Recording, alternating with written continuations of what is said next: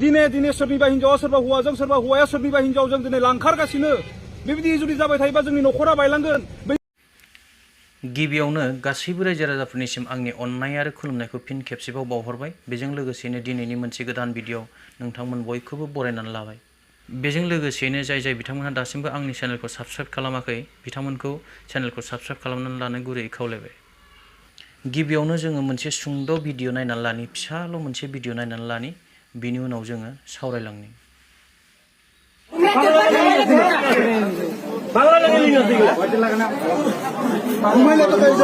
बे सुंद' भिडिअखौ नोंथांमोना हयथ' ससियेल मिडियायाव नुबाय जानांगौ। बे सुंद' भिडिअआ जाबाय गोजोननि नोगोर क'क्राझारनि खाथि मागुरमारियाव जानाय घटना।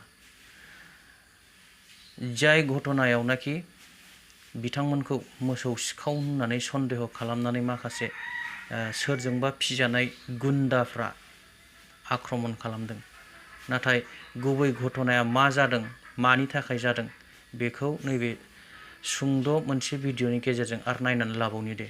যোৱাকালি কোকৰাঝাৰ জিলাৰ মাগুৰমাৰীত দুজন ব্যক্তি, এজন আমাৰ ইছলাম ধৰ্মৰ মানুহ আৰু এজন বড়ো সম্প্ৰদায়ৰ মানুহ, দুজনে দুটা গাই গৰু লৈ আহি আছিলে আৰু গাই গৰু লৈ আহি থকা অৱস্থাত মাগুৰমাৰীত তেখেতসকলক ৰজত মণ্ডল নামৰ এজন গুণ্ডাৰ নেতৃত্বত ৮-১০ জনীয়া এটা গ্ৰুপে এই দুজন ব্যক্তিৰ ওপৰত অতৰ্কিতভাৱে আক্ৰমণৰ ঘটনা সংঘটিত কৰে আৰু এই আক্ৰমণত ইতিমধ্যে ২জন ব্যক্তি তেখেতসকলে আঘাতপ্ৰাপ্ত হ'ব লগা হয়। তেখেতৰ ডাঙৰ দাদাৰ ঘৰত গৰুটো দিবলৈ গৈ আছিল, ৰাস্তাত মাৰিছে। কিন্তু আমাক জনাইছে এই ব্যক্তিসকল BTCৰ EM অৰূপ কুমাৰ দেৰ হৈয়ে বায়ে থকা ব্যক্তি। তেখেতসকলক ২৪ ঘণ্টাৰ ভিতৰত গ্ৰেপ্তাৰ কৰা নহয়, আমি কোকৰাঝাৰৰ SPৰ কাৰ্যালয় ঘেৰাও দৰে কাৰ্যসূচী গ্ৰহণ কৰিবলৈ বাধ্য হ'ম। আৰু শিলাদিত্যৰ যিটো উচতনি মন্তব্য, ইয়াৰ ওপৰতো জিলা আৰক্ষী অধীক্ষকক পৰ্যবেক্ষণ কৰাৰ কাৰণে আমি এই অংশত দাবী উত্থাপন কৰিছোঁ। भिडिअखौ नायनानै थारैनो नोंथांमोना हमनो हाबाय जानांगौ घटनाया माब्रै जाया, मानो जाया आरो सोरनि दारै घटनाया जाया। निश्चय हमनो हाबाय, एसेब्लाबो इंगितखौ मोनबाय। दा साननो गोनां बाथ्राया बेसो, जोङो बेबायदि परिबेसाव जों गावखौनो गाव बेसेबां रैखाथि गोनां होननानै साननो हायो। बबे समाव सोर मा खालामगोन जोंनि सायाव मा गेरेन्टि दं, बेखौ निश्चय रायजो राजाफ्रा हमनो हाबाय। थारैनो जाथाया भिडिअआव बुंनाय बायदिब्ला अब्ला जोङो बिटिआरआव गोजोन फैबाय होननानै जों बोरै बुंनो हानो, सान्थिया फैबाय होननानै जों बोरै बुंनो हानो। अन्नानै प्लिज कमेन्ट सेक्सनाव कमेन्ट लिरनानै हरदो। बोसोर बोसोर गावनि जिउखौ होखोमा लाखोमा आखायाव हाथियार लानानै बर' रायजो राजाखौ रैखाथि होबोनाय बारग' NDB बिथांमोनहा दिनै हाथियार गथायखांनायनि उनावबो बर' हारिनि आद्रा थालांनाय माखासे गुलाय गुजाय समाजारि जेंना, जाय समाजारि जेंनायानाखि जोंनि हारिखौ एबा बर' हारिखौ खैफोद लामाथिं लांगासिनो दं, बेखौ नायनानै थानो हायैनि बिथांमोनहा दिनै मोनसे गोदान हाबाफारि आखायाव लादों। बिथांमोननि बे हाबाफारि लानाया जोबोद बाख्नायथाव होननानै आं सानो आरो बेबायदिनो जुदि हाबाफारि लानानै मावफुंलाङोब्ला बर'नि समाजाव निश्चय जौगानाय लाबोगोन आरो माखासे गनायथावै गुलाय गुजाय बर'नि समाजाव सोलिबाय थानाय आखुथायफोरा गोमोरलांगोन आरो बर'आ सानसे समाव जौगासार गेरेमसा हारि जागोन होननानै आङो मिजिंथिनो हायो। बिदिब्ला बारग' NDB बिथांमोनहा मा बुंखो बेखौ भिडिअनि गेजेरजों एसे नायनानै ला दिनै।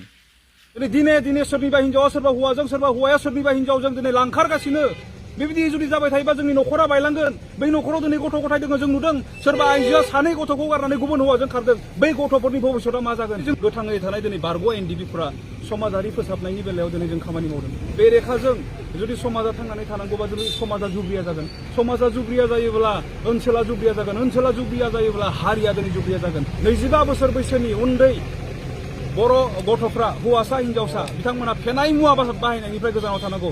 बे मोनथाम आयदाखौ दिनै गथ'फोरखौ बेंनायाव दिनै जोंनि गार्जेनफोरा बाहायनांगौ। नाम्बार 1 धोरोम, बे जिखि धोरोमानो फोथाया मानो बे धोरोमनि सायाव बिथाङा गावनि गथ'नो गियान होनांगौ। नाम्बार 2 सोलोंथाइनि बेलायाव नोजोर होनानै गावनि गथ'फोरखौ बोसोन होनांगौ। नाम्बार 3 हारिखौ, बे हारिया दिनै गैफायैखायनो जोंनि उन्दै उन्दै गथ'फ्रा नस्थ' जादों। बे हारिया दिनै लोगोआव बुजायनाया गैफायैखायनो सोरबा बर' आइजोआ गुबुनजों दिनै हाबा जादों, सोरबा बर' सेंग्राया गुबुनखौ दिनै हाबा खालामदों। जातिनि गोबां जेंनाफोरा दिनै जोंनि समाजाव नुजादों। क'क्राझार सहराव थानाय फुराना फ्लाइअभारनि सायाव मोनसे जाफुङै खामानिखौ लानानै भाइरेल जाबाय थादोंमोन नाथाय बे भाइरेल जानाय भिडिअखौ रायजो राजाफ्रा नुखांनायनि उनावनो मैया बे आद्रा थानाय जाफुङै एबा गाज्रि रोखोमै खामानि मावनायखौ फिन मावफिननायखौ जोङो भिडिअनि गेजेरजों नुनो मोन्दों। दा बेखौ नायनानै जोङो ससियेल मिडियायाव गोसारनाय भिडिअआ गोबां खामानियाव होदों होननानै जोङो बुंनो हायो। नायनानै लानि भिडिअखौ दे। কোনে বানাবো দিছে কন্ট্রাক্টর বানাবো দিছে কন্ট্রাক্টরের নাম কি দাদা?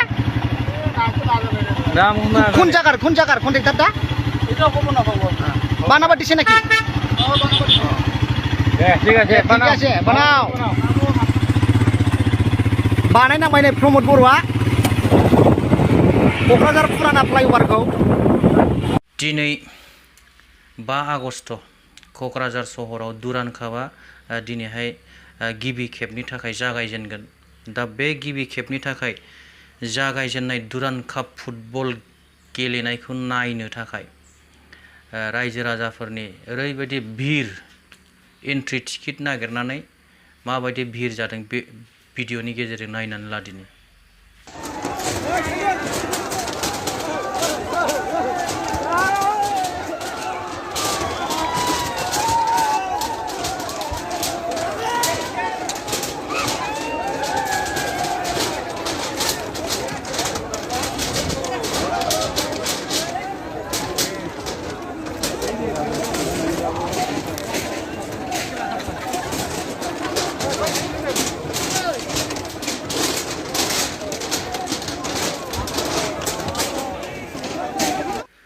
दिनैनि भिडिअआ एसेनोसै।